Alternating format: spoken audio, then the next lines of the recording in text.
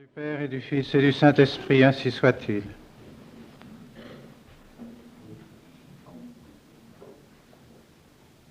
Bien, chères sœurs, bien, chers frères,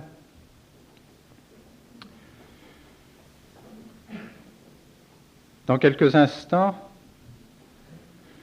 nous allons, selon la coutume de l'Église, selon la tradition, bénir ces vêtements religieux, ces croix, ces médailles, ces anneaux, ces voiles,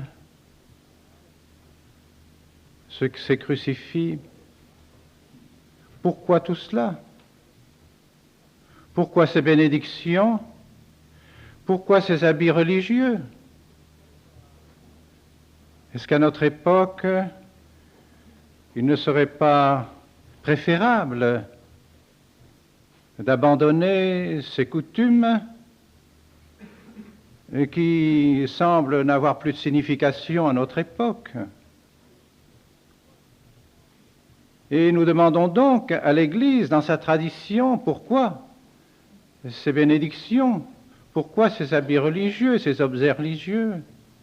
Et l'Église nous répondra: parce que ces personnes qui vont les revêtir veulent devenir religieuses. Et nous interrogerons de nouveau l'Église pour lui demander: mais qu'est-ce donc qu'une personne qui devient religieuse? Et nous ouvrirons la loi de l'Église qu'on appelle le droit canon, et nous trouverons dans le droit canon qu'une religieuse, qu'un religieux est une personne qui prononce les 3 vœux de religion, vœux d'obéissance, de chasteté et de pauvreté. Mais tout cela me semble bien formel, me semble bien de la lettre. Qu'est-ce donc qu'une personne qui prononce ces 3 vœux? Et que signifient ces 3 vœux? Ces 3 vœux signifient que la personne qui se consacre comme religieuse, désormais, abandonne les plaisirs de la chair, abandonne tout ce que l'argent peut nous procurer ici-bas, et abandonne également sa propre volonté. L'obéissance est le vœu par lequel la religieuse abandonne sa volonté dans les mains de ses supérieurs. Le vœu de chasteté est celui par lequel la religieuse sacrifie les joies qu'elle pourrait avoir de la maternité. Et le vœu de pauvreté est la signification de ce que la religieuse désormais méprise les choses, les biens de ce monde et ne veut pas pouvoir profiter de tout ce que l'argent, légitimement ou hélas illégitimement, peut nous procurer ici-bas.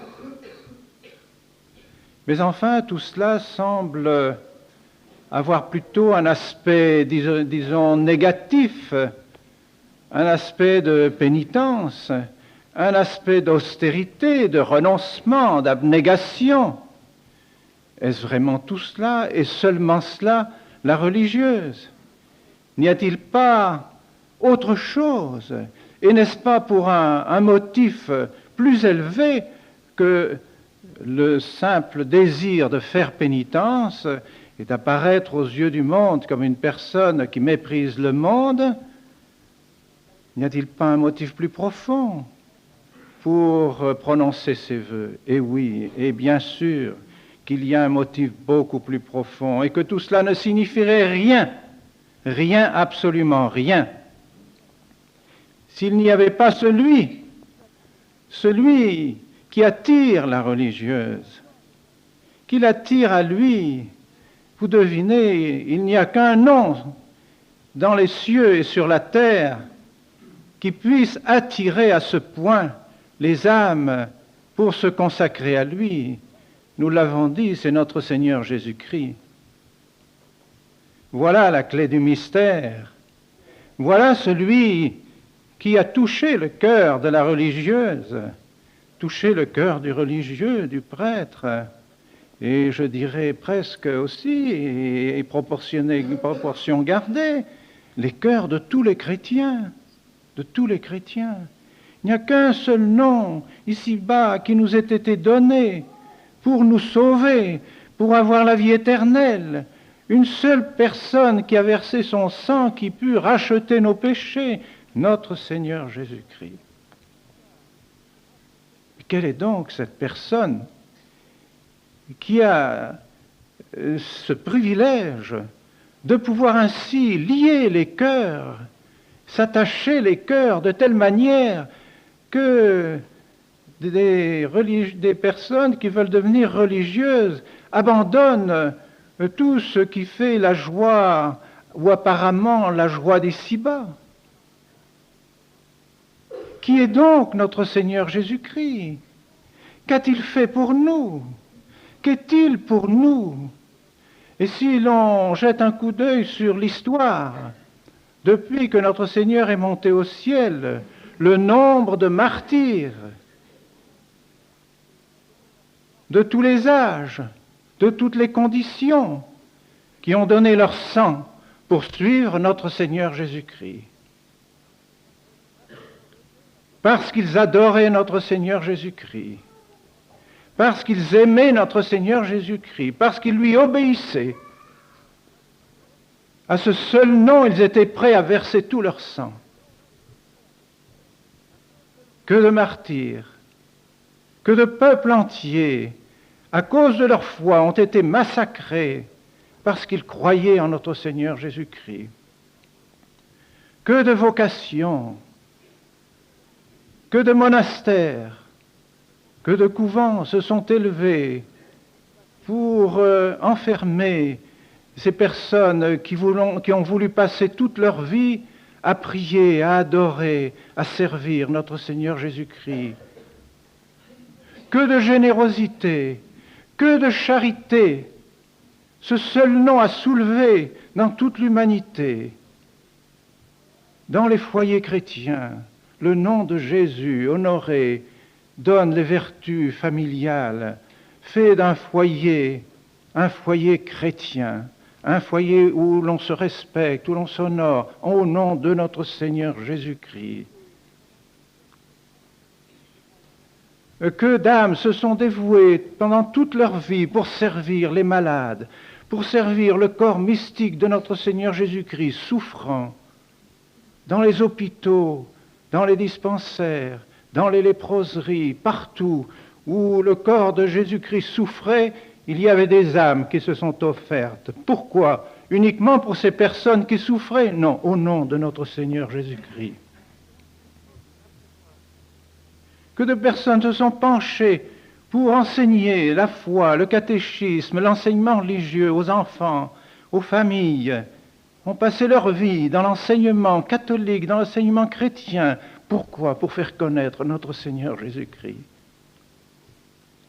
Et aujourd'hui encore, notre épître, notre évangile ne disent pas autre chose. C'est ceci notre foi, nous croyons que Jésus-Christ est le Fils de Dieu. Parce que nous croyons que Jésus-Christ est le Fils de Dieu, qu'il est Dieu lui-même, per quem omnia facta sunt, par qui tout a été fait. Nous avons été faits par notre Seigneur Jésus-Christ. Nous sommes les créatures de notre Seigneur Jésus-Christ. Et il a versé son sang pour nous. Et il est venu ici-bas pour se sacrifier pour nous. Alors nous voulons aussi, nous sacrifier pour lui. Voilà ce que c'est que la religion. Voilà ce que c'est que de se faire religieuse. Mes chères sœurs, si vous n'êtes pas attachés à notre Seigneur Jésus-Christ pendant toute votre vie, vous n'avez aucune raison de devenir religieuse. Aucune. C'est pour cela que vous allez recevoir votre habit religieux, pour manifester notre Seigneur Jésus-Christ par votre habit religieux. Que vous allez recevoir votre voile, que vous allez recevoir votre médaille, que vous allez recevoir votre crucifix, que vous allez être bénis au nom de notre Seigneur Jésus-Christ. Mais alors, peut-être que les pères et mères de famille pourront dire « Oh, mais c'est bien agréable d'être religieux et d'être religieuse. On se sépare sans doute de bien des joies, mais aussi de bien des difficultés. Certainement, les couvents, les monastères doivent être des paradis, puisque c'est l'Église elle-même qui le dit, « Ubi Jesus, ibi paradisus ». Où est Jésus, là est le paradis. Si donc Jésus est dans les communautés religieuses, le paradis est dans les communautés religieuses. Et sans doute, cela devrait être, peut-être. Mais le bon Dieu ne permet pas que le paradis soit ici-bas. Et au contraire, bien au contraire, il nous a promis la croix. Il nous a promis le sacrifice, même dans les communautés religieuses, même dans les monastères. Ce serait une grave erreur de croire que nous pouvons ici-bas trouver un endroit où nous serions comme au paradis. Le paradis est pour après notre mort. Au cours de notre existence, nous avons apporté notre croix, que ce soit les époux chrétiens, que ce soit les religieux et les religieuses et les prêtres, nous avons tous apporté notre croix. Nous ne pouvons pas découvrir, nous ne pouvons pas trouver notre Seigneur Jésus-Christ ici-bas sans le trouver avec sa croix. Si nous le trouvons, notre Seigneur Jésus-Christ nous impose sa croix. Portez ma croix et suivez-moi. Voilà ce qu'il nous a dit. Si vous voulez parvenir à la vie éternelle, portez votre croix et suivez-moi. Il n'a pas dit « je vous donnerai le bonheur ici-bas ». Il nous a dit « vous aurez la vie éternelle au ciel ». Mais portez d'abord votre croix.